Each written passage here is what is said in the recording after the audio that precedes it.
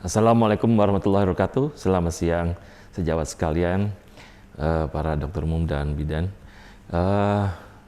Pada kali ini, pada workshop tentang teknik episiotomi dan teknik penjahitan robekan perineum, saya akan coba menerangkan yang sebenarnya ini sudah berulang-ulang kami mengadakan workshop ini, tapi masih banyak juga yang ingin mengetahui lebih lanjut tentang teknik episiotomi dan penjahitan ruptura perineum.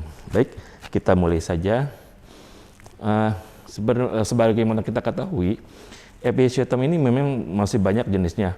Ada yang episiotomi mediolateralisme, mediana, lateralis, dan ada juga yang lebih ekstrim lagi, yaitu episiotomi Suchan.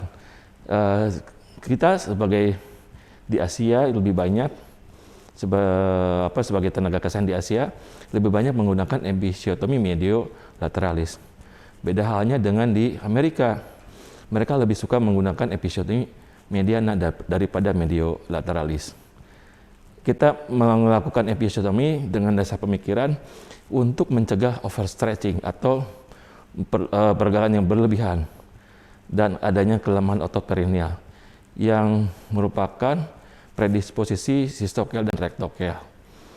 Dan episiotomi yang sering kita lakukan, yaitu episiotomi mediolateralisme, ini kemungkinan untuk extended rupture atau kemungkinan melebar sampai ke sphincter ani, bahkan sampai ke anus, lebih kecil dibandingkan dengan mediana. Tapi untuk memperbaikinya memang lebih sulit.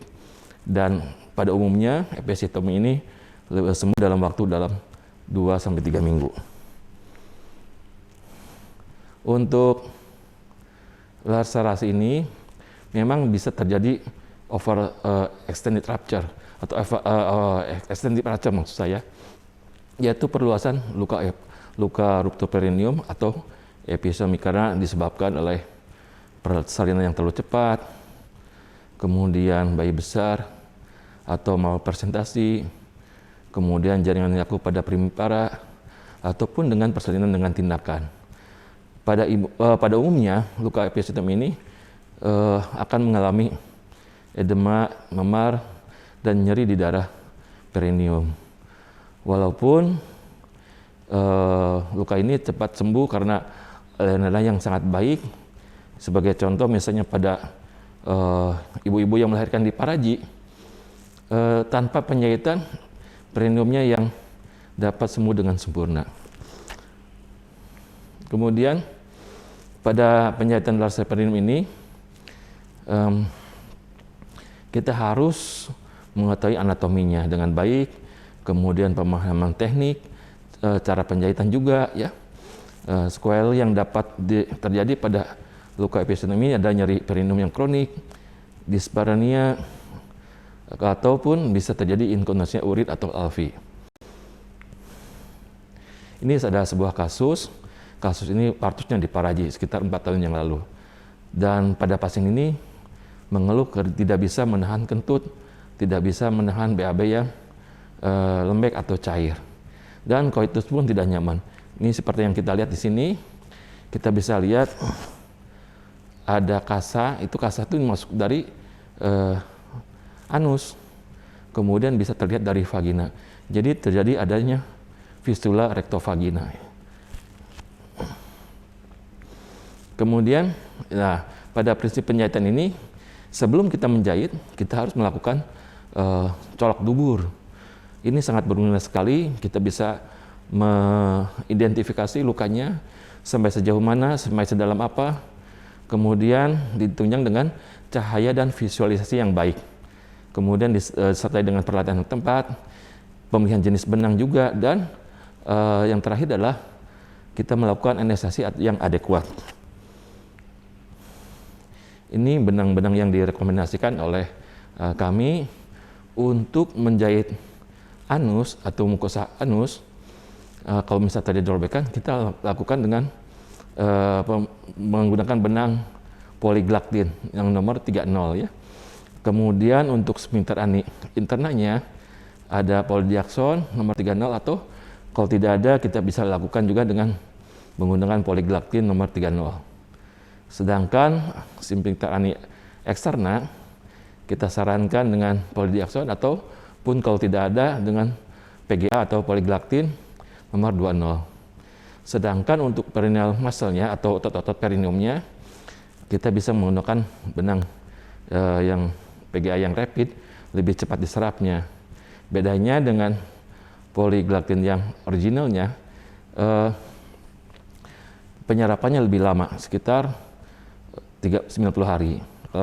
Sedangkan yang rapid dia lebih cepat penyerapannya. Dan untuk kulit kita bisa gunakan juga dengan polyglactin yang rapid yang nomor 20 ya. Atau yang sering kita lakukan atau Bapak Ibu lakukan bisa juga dengan menggunakan benang chromik catgut ya. Kemudian penjahitan luka ini teknik dasarnya adalah penjahitan yang simple, ada penjahitan matras juga, dan penjahitan subkutikuler. Tujuan dari penjahitan luka ini adalah untuk mendekatkan atau aproksimasi dan tanpa strangulasi. Maksudnya jangan terlalu kencang sehingga akan menjepit, sehingga penyembuhannya pun akan terhambat karena aliran darahnya akan kurang bagus kalau terjadi strangulasi atau terlalu kencang gitu ya. Kemudian ini salah satu teknik jahitan yang sederhana yaitu intrapid simple suture. Ikatannya adalah tunggal, simpulnya pada satu sisi. Di sini bisa kita lihat simpulnya di satu sisi ya, ataupun yang bawah sini. Nah, ini bisa kita lakukan pada luka lasari yang tanpa komplikasi. Biasanya untuk penutupan luka ya. Kemudian ada jahitan yang lainnya juga, yaitu jahitan kontinu atau kontinu sutur. Tapi di sini kita memerlukan asisten. Tapi yang harus kita ingatkan pada asisten adalah tidak boleh melakukan tarikan, tapi hanya untuk mempertahankan regangan. Jadi yang menarik tuh kita, kemudian ditahan regangan itu oleh asisten. Di sini kalau terlalu kencang tarikannya akan terjadi strangulasi juga. Dan yang harus kita ingatkan adalah di sini adalah tanpa interlocking. Interlocking hanya kita lakukan kalau pada keadaan terjadi perdarahan untuk mengatasi perdarahan. Kalau misalnya semuanya kita lakukan dengan interlocking, maka penyembuhannya akan terhambat karena aliran darahnya akan terhambat oleh jahitan yang kita lakukan. Kemudian jahitan selanjutnya adalah jahitan matras. Ini digunakan untuk aproksimasi atau mendekatkan tanpa mengganggu suatu struktur yang berjalan sejajar dengan luka. Misalnya darah atau saraf ya. Kemudian selanjutnya adalah matras vertikal. Nah, ini yang kita lakukan untuk pada jahitan matras vertikal ini untuk menyamakan permukaan. Di sini kita bisa lihat permukaannya akan sama, sejajar ya. Kemudian yang di bawahnya juga sama. Di sini kita bisa lihat ya. Jadi supaya rata, kulit ketemu kulit, subkutan dengan subkutan, dan di bawahnya juga sama. Ya.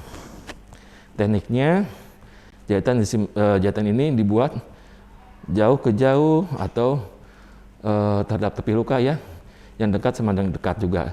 Jadi awalnya kita tusukkan dari sini, dari jauh keluar dari jauh juga, kemudian kita tusukkan dekat ke arah dekat juga ya.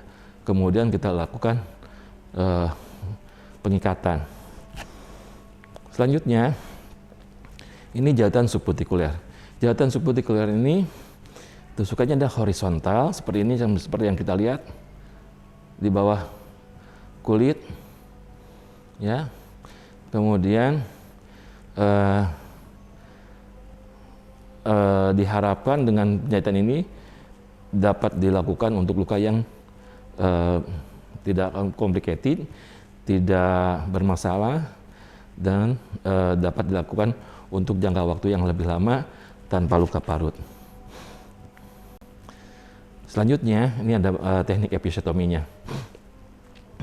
Jadi dalam melakukan episiotomi, dari beberapa literatur yang kami baca, kami menyimpulkan, kami merekomendasikan bahwa derajatnya adalah untuk episiotomi mediolateralis ya, ini antara 40 sampai 60 derajat. Kalau dari beberapa penelitian, hanya 22% dokter dan tidak ada bidan yang benar-benar melakukan episiotomi mediolateralis sesuai yang dianjurkan oleh dari penelitian. Dan sudut rata-ratanya oleh dokter kandungan adalah 27 derajat, sedangkan bidan lebih kecil lagi, 20 derajat. Jadi kita harus tahu berapa derajat yang akan kita lakukan. Kalau lebih kecil dari 40 atau lebih kecil dari 40 derajat, kemungkinan besar akan terjadi STD rupture, bisa sampai ke anus. Ini gambarnya. Nah, di sini kita bisa lihat kalau misalnya ini vagina, nah ini forceps, kira-kira D ini, titik ini adalah titik awal kita akan melakukan episiotomi. Kira-kira minimal 9 mm. Baru kita akan melakukan episiotomi ke arah mediolateral dengan sudut ini adalah minimal 30 derajat ya, sampai 60 derajat. Ini dari beberapa penelitian. Kemudian panjangnya pun ini minimal 7 mm ya, kurang dari 1 cm minimal. Jadi kalau Bapak Ibu sekalian mau melakukan episiotomi, kita lihat dulu midpointnya, tengah-tengahnya, kemudian kita ukur kira-kira 1 cm ke lateral, baru kita melakukan episiotomi. Begitu. Kemudian ini adalah teknik penjahitan ruptura uteri, ruptura perineum, grade 1-2. Kalau 1-2 tuh kira-kira sampai otot-otot perineum saja ya. Yang pertama adalah kita lakukan aproksimasi jaringan vagina dan otot serta kulit perineum. Kemudian ujungnya, apexnya, kita identifikasi, kita gunakan retraktor vagina atau spekulum yang sering kita lakukan bila rasanya jauh dan dalam. Kemudian yang pertama adalah jahitan melingkar kira-kira lebih ke proksimal, lebih ke atas lagi dari apex laserasi. Kemudian mukosa vagina dan fascia rectovagina kita jahit dengan polyglactin. Atau sering juga kita lakukan dengan chromic catgut nomor 20, jangan terlalu besar atau terlalu kecil. Kemudian penjahitan harus mengikut sertakan fascia rectovagina ya. Di sini kita bisa lihat ya, jahitan di sini adalah kalau kita lihat kalau ada ruptur, ada jaringan yang berwarna merah, itu otot. Otot boleh lupa namanya, yang penting warnanya merah saja di sini ya. Kita harus sambungkan. Nah, kita jahit dari apex sampai di jelujur atau continuous sampai ke cincin himen. Cincin himen sebelah sini, cincin ada selaput darah sini, baru kita lakukan simpul. Kemudian penjahitan selanjutnya adalah ke arah luar. Kemudian setelah itu kita lakukan aproksimasi atau penjahitan dari ototnya yang berwarna merah. Jadi kita harus lakukan dibersihkan dulu daerah ruptura ini dengan kasa atau yang paling bagus juga dengan ditambah air NaCl atau Aquades ya. Jadi bisa lebih jelas jahitan mana yang akan kita jahit, yang mana bagian mana yang akan kita lakukan aproksimasi sehingga teridentifikasi. Namanya di sini adalah otot bulbocavernosus. Kita jahit, lakukan satu jahitan interrupted suture ya. Selanjutnya kita lakukan penjahitan terus dari yang awal tadi ujung, yang terakhir kita melakukan ikatan di daerah himen, kita lakukan penjahitan terus keluar ya, sampai secara vertikal sampai ke daerah badan perineum atau perineum. Begitu kira-kira Bapak Ibu sekalian, mudah-mudahan yang saya sampaikan dapat dimengerti dan dapat berguna untuk praktek sehari-hari Bapak Ibu sekalian. Terima kasih. Wassalamualaikum warahmatullahi wabarakatuh.